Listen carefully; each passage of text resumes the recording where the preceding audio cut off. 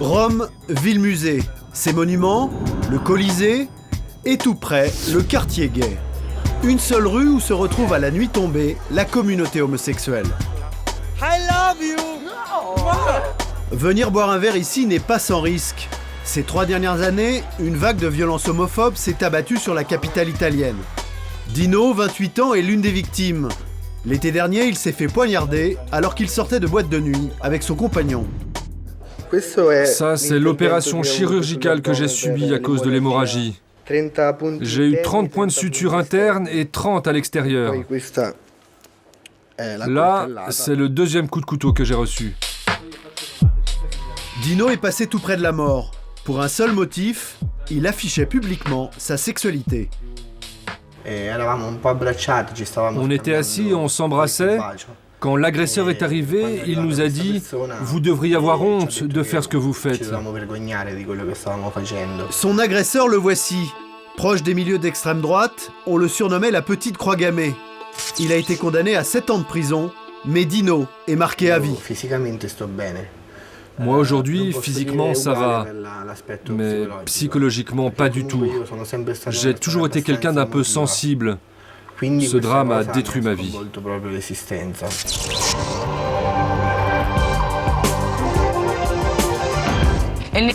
Encore un épisode de violence homophobe à Rome. Une bombe a explosé dans une discothèque gay.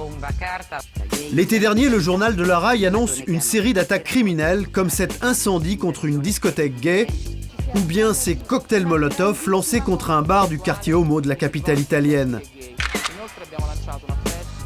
À Naples, mais dans le métro cette fois, un professeur d'anglais était victime d'une tentative d'assassinat à l'arme blanche. Ils m'ont dit « Si tu tiens à la vie, ne crie pas, tu me dégoûtes ».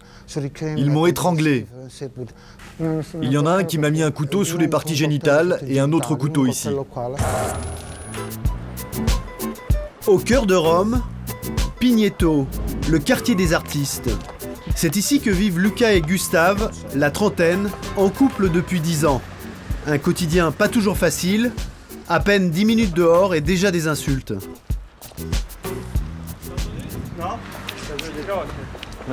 J'y crois pas, c'est vrai? Qu'est-ce qu'il a dit, le monsieur, là? Le monsieur a dit froci, ça veut dire PD. PD.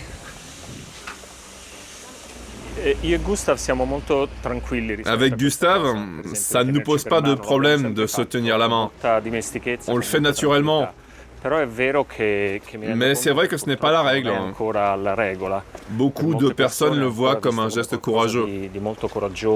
L'homophobie que l'on vit au quotidien, c'est plutôt de l'ignorance. Des gens qui déclarent que si on adopte une loi sur le couple homo, le monde s'éteindra. Ou que Dieu ne nous aime pas parce que nous sommes contre nature. Allez, encore un, sans commentaire. Pas question pour Luca et Gustave de se laisser intimider. Ils sont même devenus les symboles de la lutte contre l'homophobie ambiante. Ils ont réalisé un documentaire, son titre « Soudain l'hiver dernier ». L'histoire, pourquoi le Pax à l'italienne n'a jamais été accepté dans la ville du pape. Regarde, on est toujours dans un pays catholique. Dans leur film, un long zapping. Propos entendus dans l'Italie de Berlusconi, qui dit non à l'union civile entre homosexuels. Nous sommes convaincus que notre futur et notre bien dépendent de la famille avec des enfants. Nous parlons du Pax et ce projet de loi du gouvernement. L'Église s'y oppose de plus en plus. Sur ce point-là, je ne peux pas cacher ma préoccupation à propos du Pax.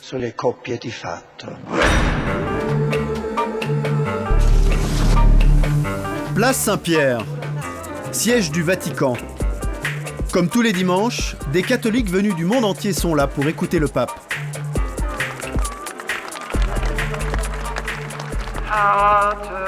Présents ce jour-là, les membres de la Milice chrétienne, un groupuscule d'extrême droite contre l'avortement, l'euthanasie et ouvertement homophobe.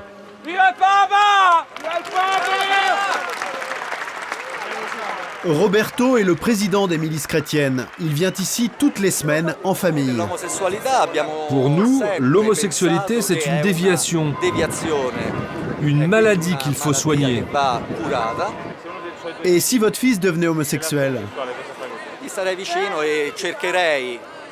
Je l'aiderai de toutes mes forces à redevenir normal. C'est dégoûtant. Dégoûtant. Vous entendez ce que dit mon fils? La vérité sort de la bouche des enfants. Une parole d'évangile qui trouve écho auprès de la droite et de l'extrême droite.